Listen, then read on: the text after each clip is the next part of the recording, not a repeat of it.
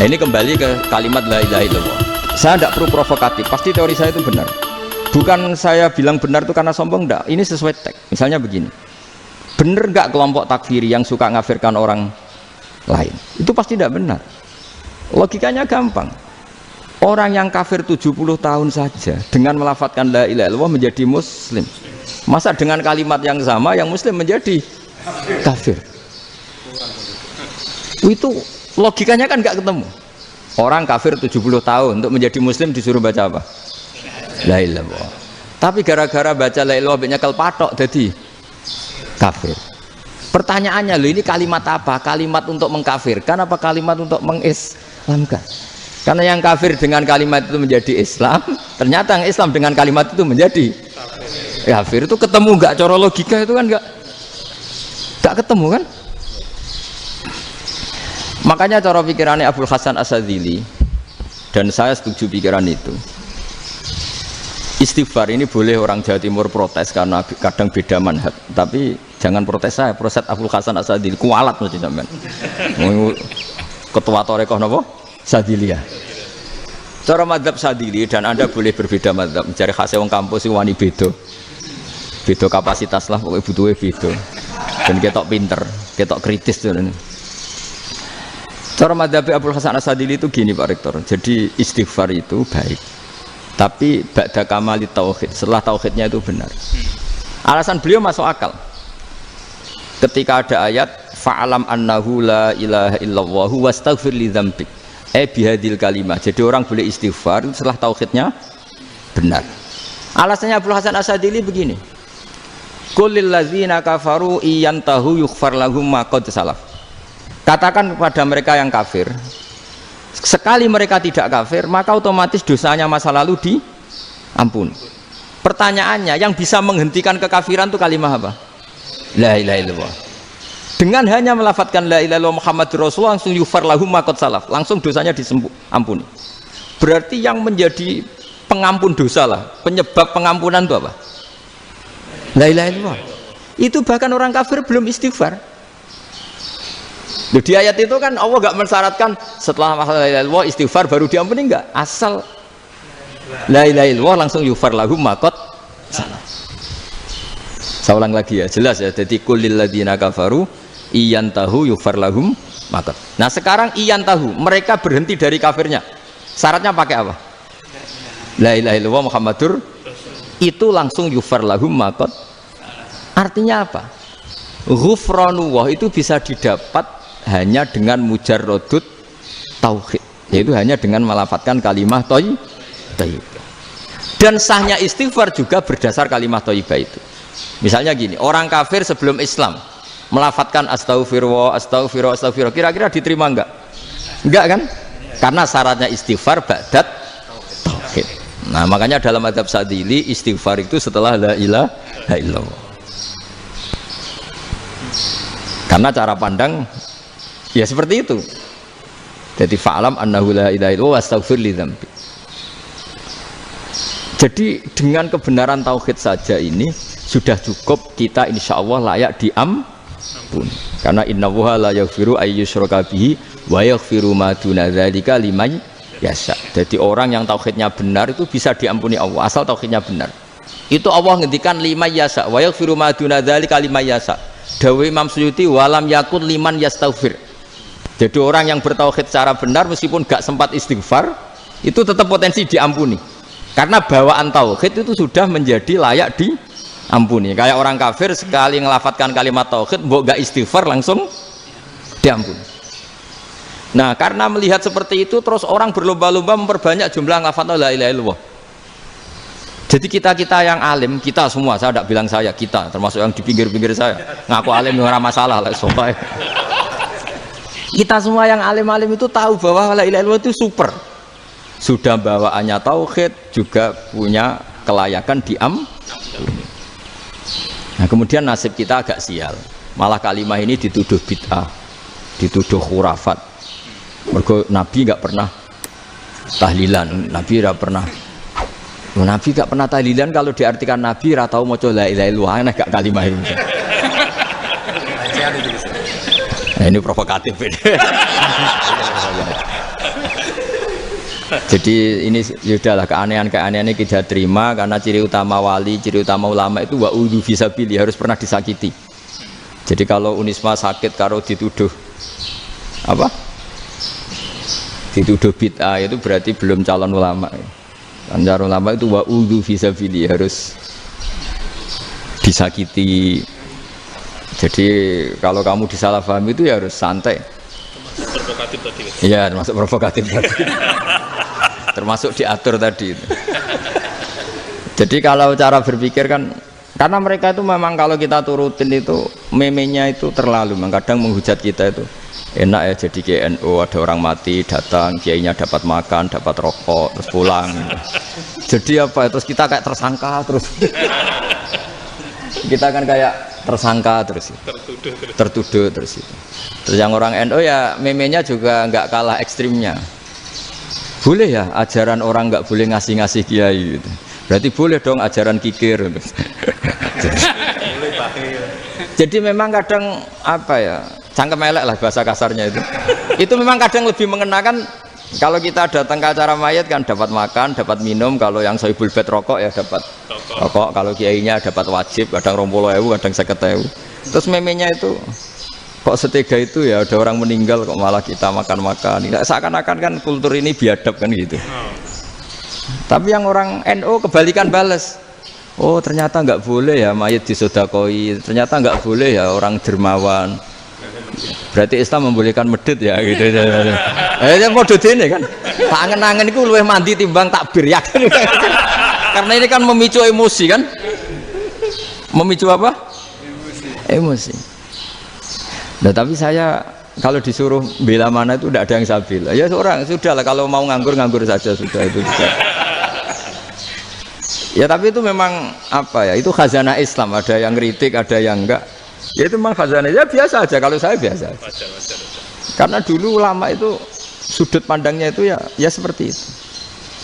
Ada yang ulama suka ibadah itu sholat, ada yang milih apa tidur. Sampai Imam Ghazali bilang suatu saat ibadah terbaik di zaman akhir itu tidur kan. Sholat saja kalah sama tidur kan. Tapi itu loh ya, yang wajib tetap loh, terus kamu gak sholat wajib. Begini beliau mencontohkan itu. Ada orang sholat tahajud terus obsesinya itu ingin hajatnya terkabulkan. Sementara yang tidur obsesinya nikmati rahmatnya Allah, boleh tidur, bisa tidur. Kata Imam Ghazali, timbang kita tahajud terus nuntut pangeran aduk turu katanya. Mergo engko di akibat terus setan memberi bisikan, lo nyatanya kamu tahajud ya gak terkabul, berarti cerita bahwa Nabi ngendikan kalau doa tahajud mustajab enggak. Daripada ngono ki aduk turu ora tau ndonga ya. Timbang ngabri-abri Islam ya, timbang ngelek-ngelekin apa? Islam. Jadi ulama itu mulai dulu itu sudah berpikir. Banyak orang menjadikan tahajud sholat malam itu media untuk hajatnya. Dan kalau nggak kesampaian ini mutung. Nyalahkan kiainya ijazah ramandi. Macam. Daripada ngono ora usah apa? Tahajud turu. Dan jenis kayak ini tuh banyak.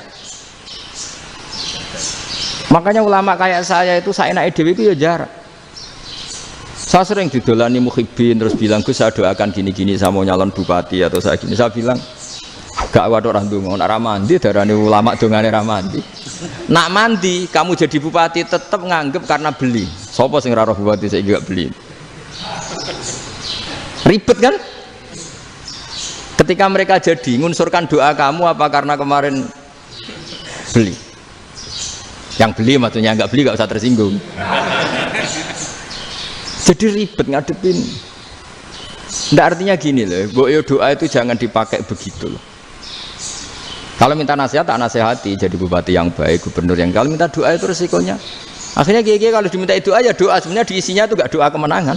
Selamat. Itu nggak selamat gitu. Karena ribet. Makanya Islam itu doa itu setelah iman. Aturan iman benar baru doa. Aturan iman benar termasuk Allah itu yaf'alu ma yasha, boleh melakukan yang dikehendaki. Allah nggak boleh terdikte oleh doa kita, nggak boleh. Ya saya ulang lagi ya, madzhab Hasan Asyadzili ini khas kita. Jadi la ilaha illallah itu didahulukan sebelum istighfar. Tapi kebalikannya mazhab Imam Sanusi itu dibalik. La ilaha illallah itu kalimat yang sakral.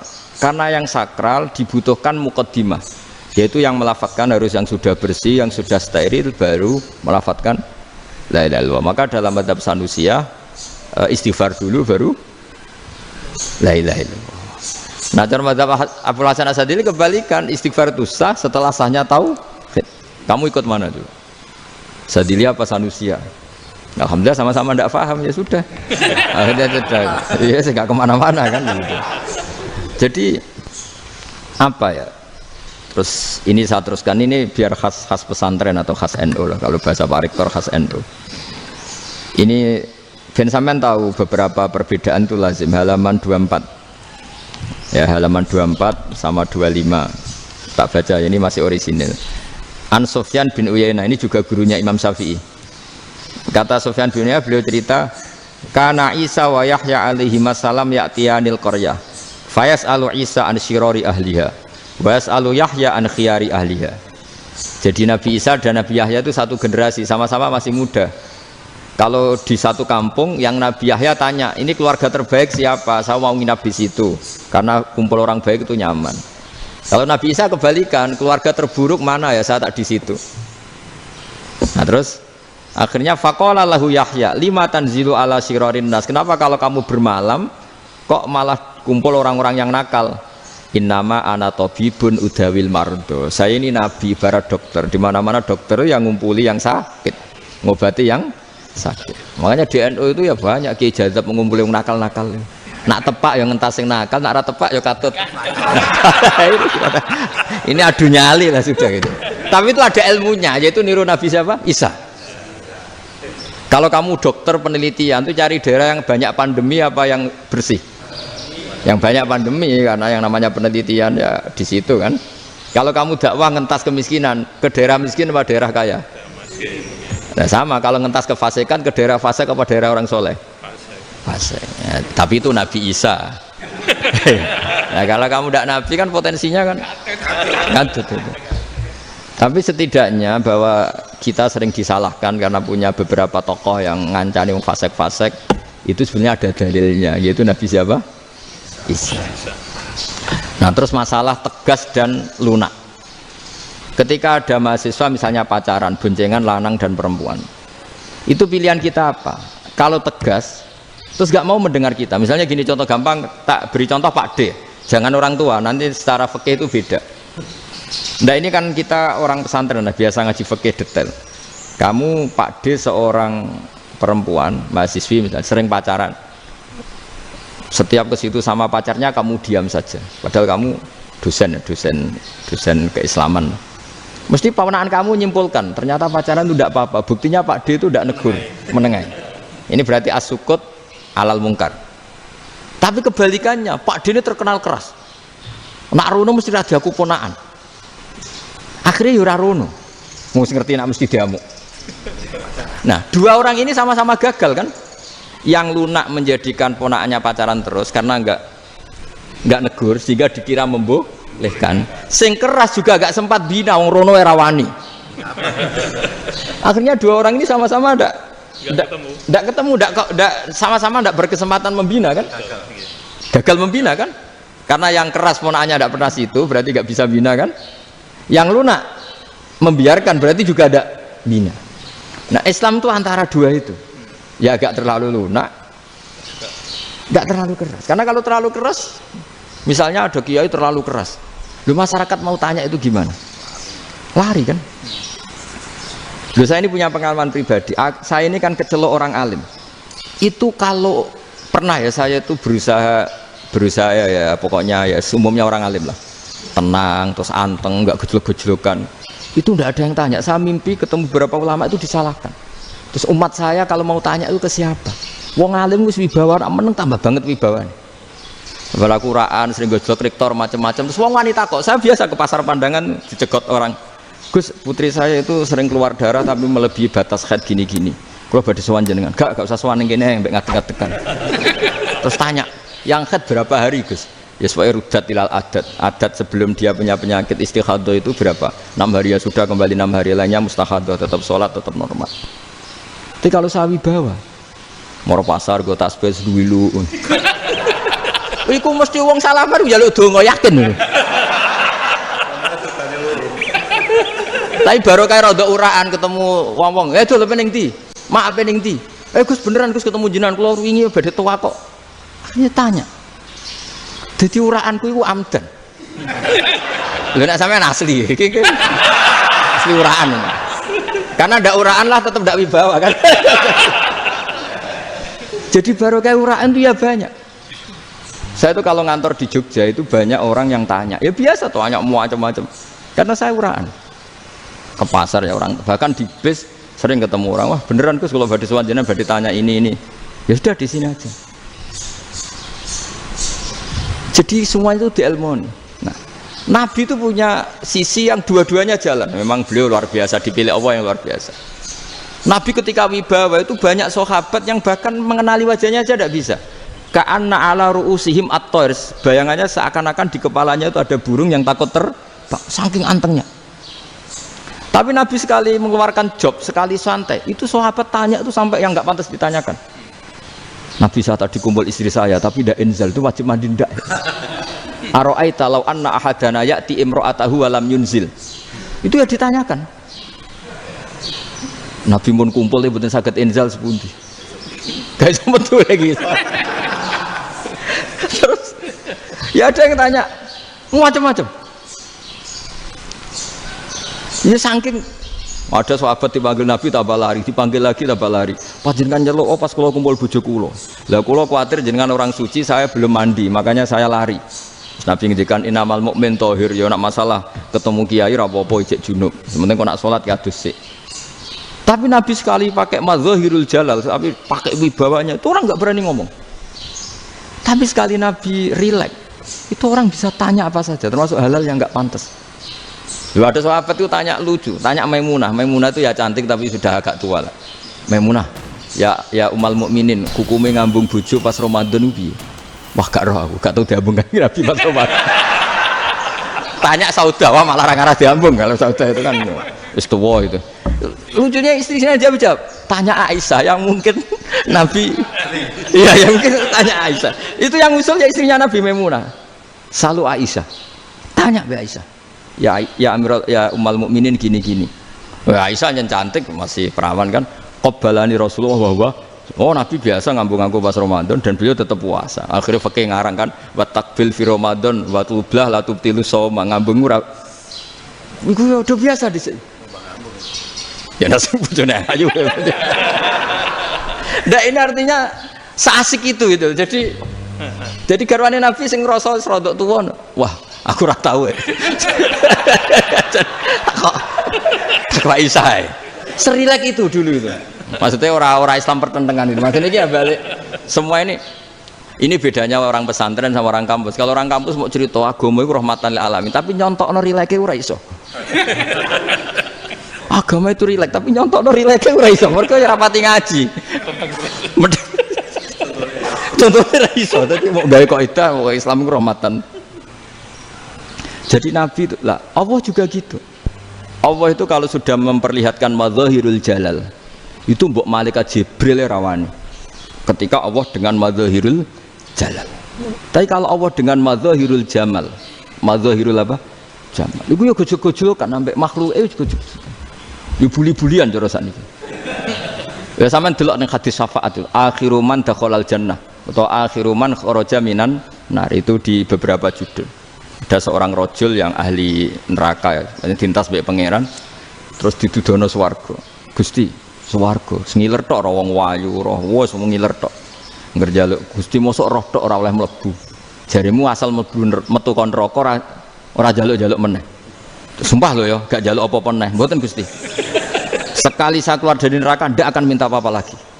Wis. Wallahi, wallahi, la as'alu ghairah. Mesti ghairah khuslah, ghairah tilkal khuslah. Ya niku selain keluar dari neraka saya tidak akan minta lagi.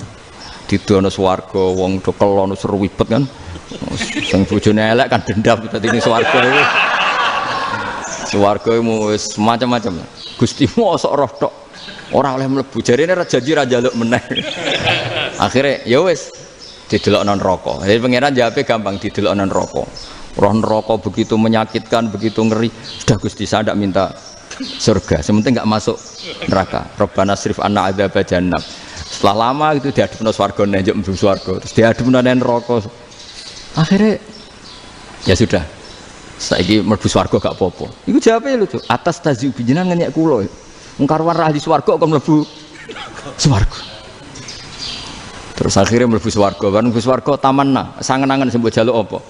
Orang angen-angen yang indah-indah, laka wa asratu amsal. Ya siku tak turuti wa asratu amsalih lan lipatan ke-10. Jawabe wong lanang ya lucu. Atas taziu bi wa anta rabbul alamin. Jenengan pangeran kok ngenyekan. Maksudnya wis karuan aku ra pantes. Terus jare pangeran la astazi'u bika walakinni ala ma asya'u qadir. Aku gak ngenyek kowe, pancen aku pangeran. Nuruti kowe iku iso. Jadi Allah sendiri ketika dengan madzahirul jamal itu malaikat ya ono sing wani bantah. Masyhur itu kan malaikat sing bantah pangeran ataj alufiya mayusidu fiya wasfikut. Karena Allah dengan madzahirul jamal. Sing paling masyhur Nabi Musa. Nabi Musa itu ketika Nabi Mi'raj. Nabi Mi'raj itu beliau kira-kira di langit keempat lah yang masyhur atau kelima. Ngelangkai. Nabi Musa menangis, ya Rabbi ini apa-apaan? Orang sing ja'a ba'di kemudian melangkai makom saya ini apa-apaan? Jadi Nabi Muhammad kan apapun hebatnya kan junior. Kok melangkai makom saya ini apa-apaan? Enggak fair. Sampai Nabi Muhammad itu tanya gini sama Jibril. Reaksi Allah gimana ketika melihat Musa seperti itu? Jawab malaikat Jibril lucu. Ya roh hiddatahu, Allah sapal gayane Musa. Biar. Jadi lucu. Ya dibiarin aja sama Allah. Tapi yang jenenge Nabi Musa itu kekasihnya Allah. Tetap berkah bagi kita. Betul. Ketika setelah Mi'raj diwajibkan sholat 50. Gentenan Nabi Musa kelihatan nabinya. Sebenarnya Nabi Musa itu sebetulnya loh, enggak nguntungkan kita sebetulnya. Tapi yang nguntungkan. Sebenarnya enggak niat nguntungkan kita, tapi nguntungkan. Nabi Ibrahim kan di langit ke-6, keren lah. Konti jong ketemu Allah ngeten-ngeten kan salat 50. Karena Nabi Ibrahim terkenal Nabi baik ya ndak bantah. Bareng Nabi Musa. Kenapa diceluk pangeran? Kula kan salat ping 50. Inna ummataka la tutiku dalik. Wah, gak kuat umatmu. Serai-rai gak umatmu ora ngarah kuat 50 rokaat. Tapi sebenarnya Nabi Musa itu niatnya bukan membela kita.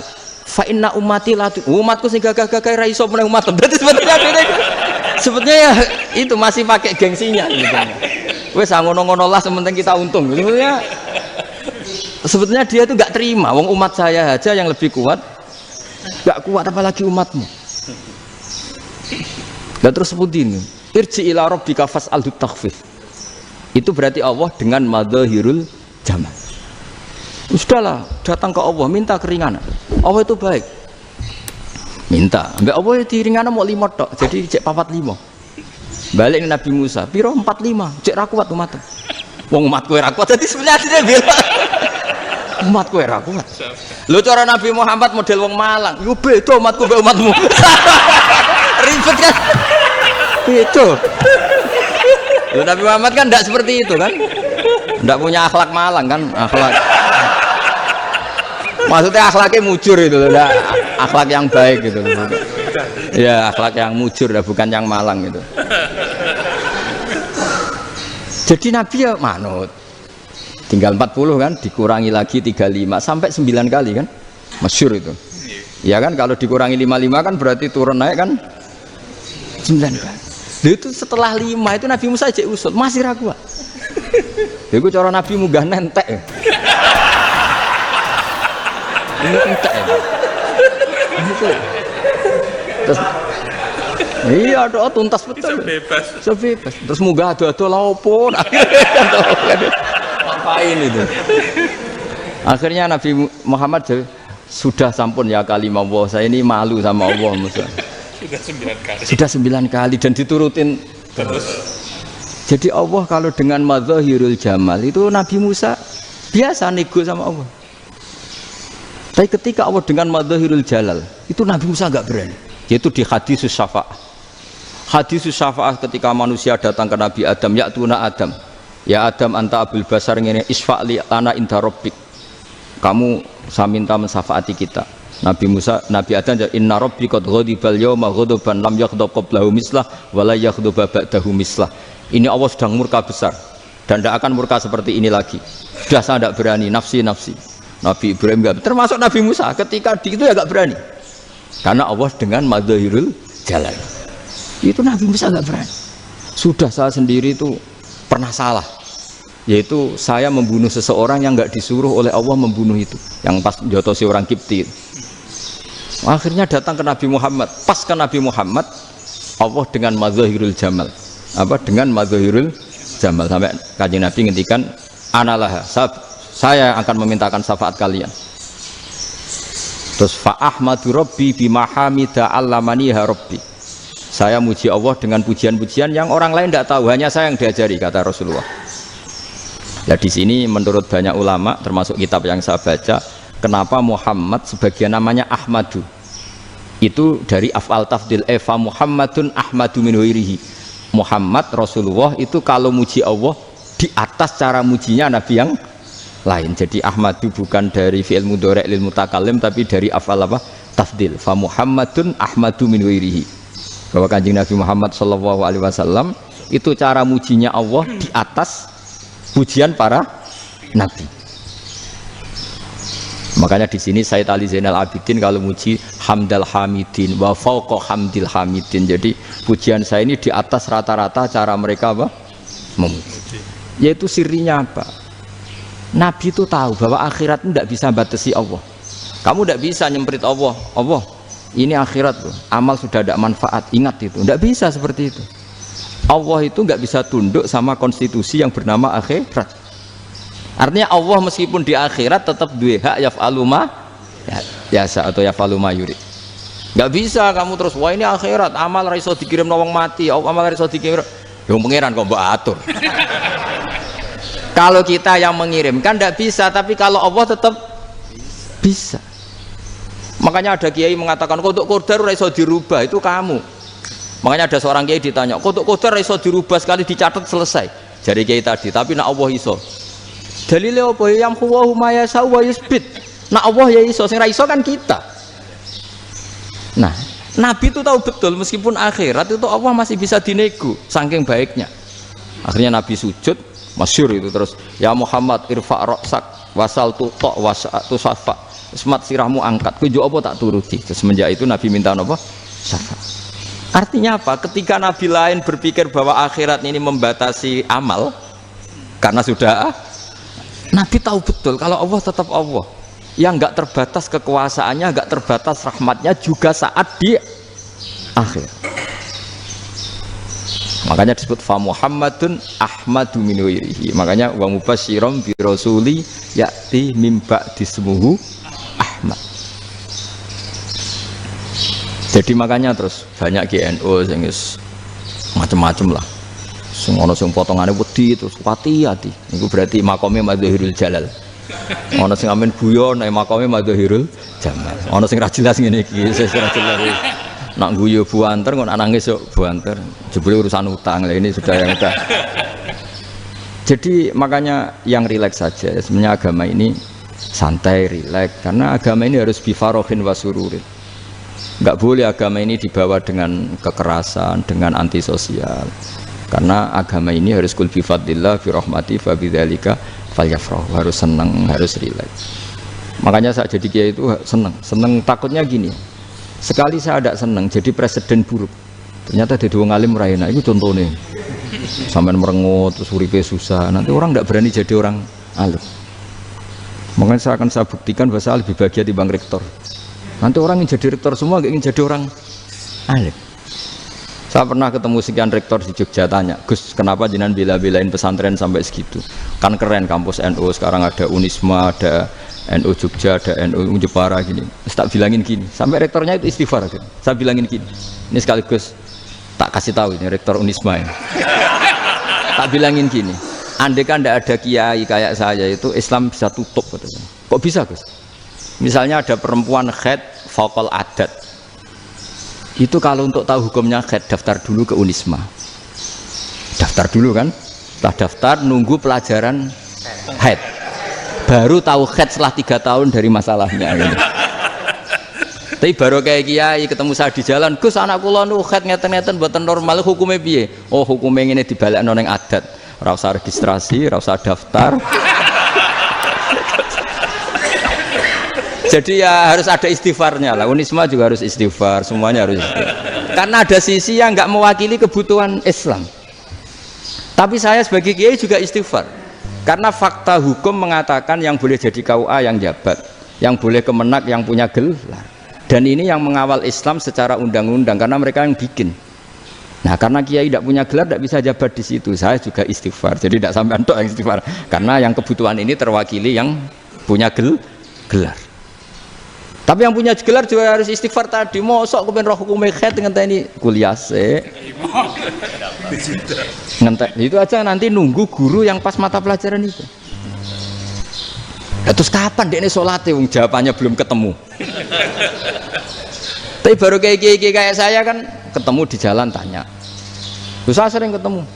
Gus saya ini bapak angkat. Mau nikahkan putri saya, itu gimana itu? Kalau cerita wali sebenarnya anak saya sok. Kalau nggak cerita nggak sah karena saya bapak angkat. Itu banyak. Hanya tak akali ya sudah wali yang sebenarnya taukil pada hakim tanpa diketahui, tapi hakikatnya itu taukil hakim. Itu kan tidak gampang. Nah, tapi kalau tanyanya di kampus registrasi dulu, daftar dulu, baru tahun berapa ada pelajaran itu? Semester 5 baru tanya. Iya kan? Semester 5 ya? Iya. Oh, itu kan. Jadi jangan kira terus sistem Unisma itu yang terbaik di dunia, tidak juga kan? Tidak juga. Dan sistem-sistem yang lain maksudnya ada. Tapi sistem kiai loh, Mbah Mun juga sering pesen saya, kowe kudu seneng pegawai negeri. Piye sing jaga agama pegawai negeri. Kemarin pas acara 7 harinya Gus Robah saya matur itu di depan para kiai. Setelah saya jadi kiai ya itu nyata. Islam di Papua, di NTT yang bawa siapa? Dokter negeri, ya kan? KUA negeri. Barokahnya mereka negeri dijamin negara kan? Barokahnya Muslim berkebutuhan Islam. Akhirnya bikin musola di situ, bikin masjid. Bahkan di Korea Utara itu ada masjid bawaan duta besar, karena banyak duta besar Muslim berkebutuhan masjid. Yang bisa gini itu yang negeri apa yang swasta? Negeri lah. Di sini kiai tidak mewakili semua kebutuhan apa? Islam. Tapi kampus juga enggak, kampus Islam sekalipun tidak memenuhi semua kebutuhan Islam tadi. Masa orang tanya kan nunggu semester berapa tadi? Semester 5 masih daftar dulu.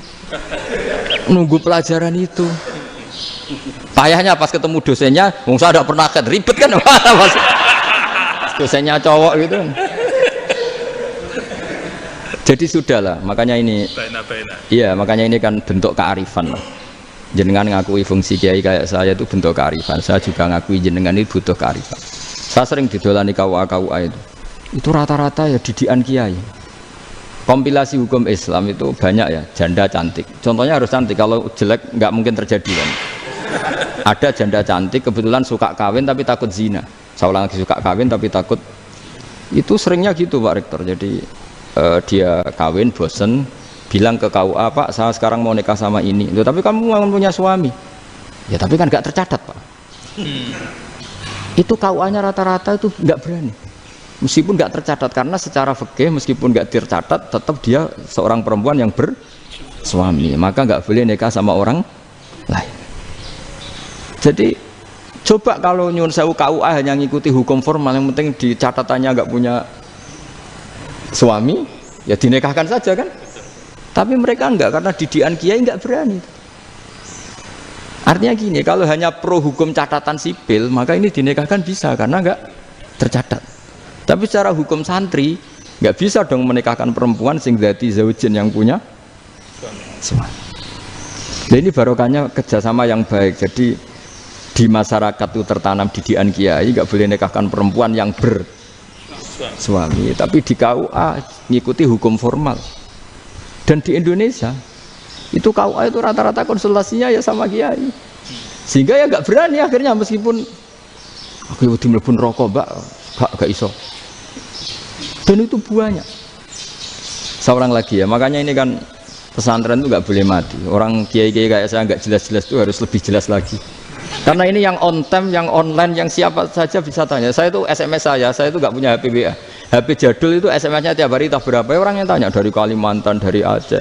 Gus di kampung saya ada masjid 2 itu yang sama, ada yang dari orang perkotaan, Gus di perumahan baru ada masjid, yang Jumatan baru orang 12, sah enggak? Ya langsung saya jawab, sah. Dalilnya ini. Ya sudah, nah, tapi kata Imam Syafi'i gini harus orang 40, itu madzhab Syafi'i, dalam madzhab yang lain gini-gini. Itu kalau tanya rektor itu kan ribet, masuk ajudan dulu, asisten dulu, panjang.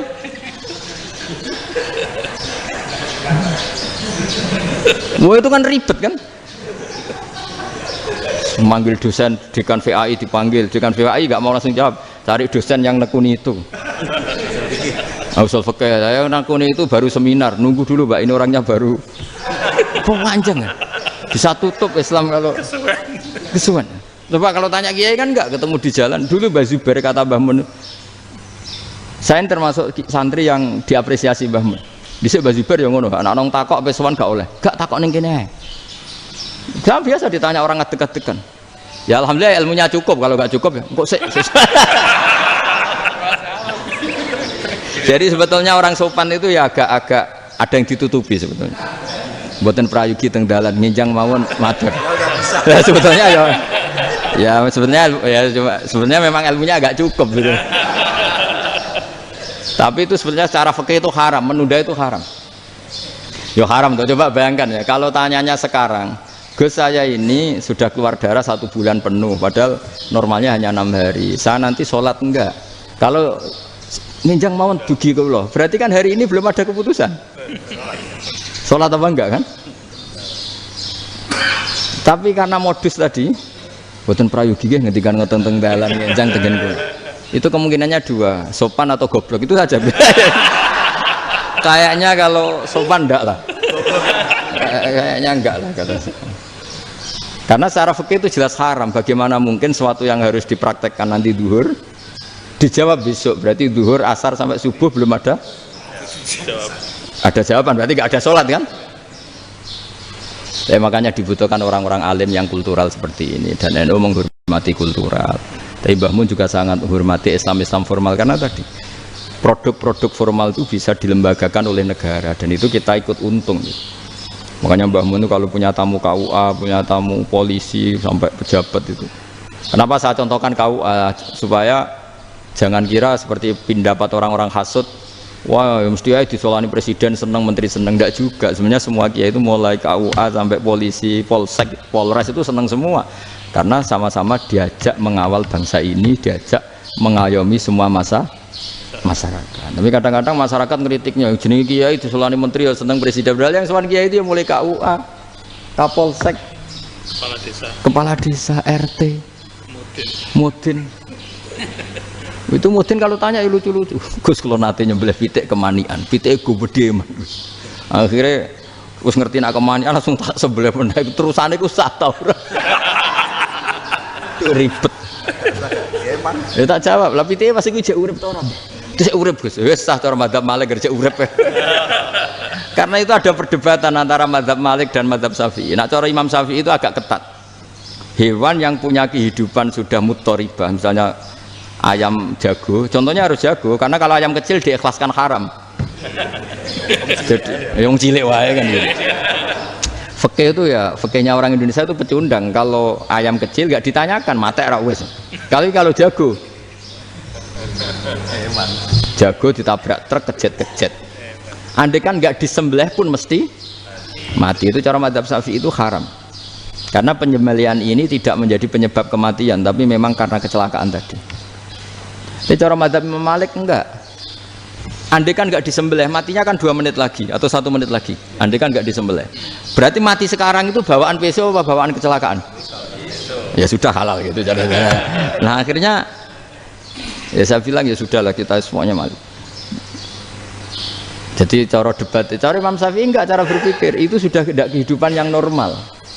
Yang dimana-mana penyembelihan itu mematikan yang hidup normal. Jadi agak ketat. Jika dalam contoh kemanian, kalau dalam bahasa Jawa nyembelih agak sempurna terus pesonya jatuh atau apa itu, kalau pakai madzhab Syafi'i agak kesulitan. Jadi kalau madzhab Malik asal diselesaikan secara fauron, dan juga sebagian madzhab Syafi'i itu halal. Nah orang mesti tanya gitu, Gus, wedhusku tabrak truk, man Gus kejet-kejet. Tapi nak pitik cilik ra ditakokno. Makanya termasuk kritiknya Mbah Mun. Tapi ini madzhabnya Mbah Mun ya. Kamu boleh ikut boleh ndak karena ini urusan ndak penting. Lha wong-wong lucu. Nak ditakoki yuyu muni haram mergo amfibi.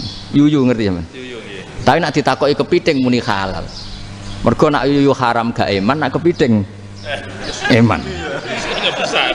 Padahal alasannya coba, kenapa yuyu haram? Karena amfibi kan, bisa di air. Daratan. Pertanyaannya, kepiting seperti itu ndak? Iya. Nah, tapi kepiting kalau haram kan eman. Karena besar. Karena besar kan. Kalau yuyu silahkan haram kan gitu. Artinya apa? Fikih kita ya agak-agak pecundang gitu, agak-agak.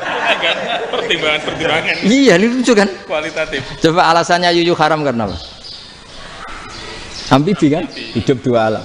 Pertanyaannya kepiting seperti itu enggak? Iya. Iya, kenapa kalau orang tanya, yuyu haram apa halal? Rata-rata jawab haram. Tapi kalau kepiting mulai khilaf. Loh mestinya kan sama kan?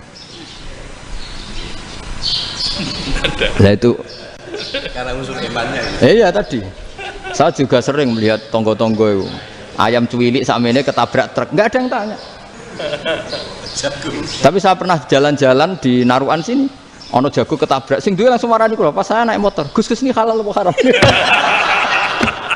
Nak langsung kula sebelah halal apa haram? Wis kanggo kowe halal kanggo halal. Karena saya tahu tak jawab haram mesti kecewa itu. Aduh. Akhirnya kiai ini beratnya kan. Ya akhirnya ya saya setelah itu Fatihah Imam Syafi'i ngapunten nih umat kula nu rahasia madzhab jenengan tuh ndak siap. Untuk mazhab ini tidak sama. Iya kan akhirnya pakai madzhabnya Imam Malik tadi. Ya tak Fatihah Imam Syafi'i ini mboten niat nglawan jenengan. Tapi ngobati tiang eman. Mergo pitike besar itu. Jadi ini kan ceritanya itu makanya yang rileks saja lah bahwa Islam ini yang rileks, yang menyenangkan karena ya agama ini harus menyenangkan. Raditu billahi robba. Raditu itu seneng banget, ridho itu puas.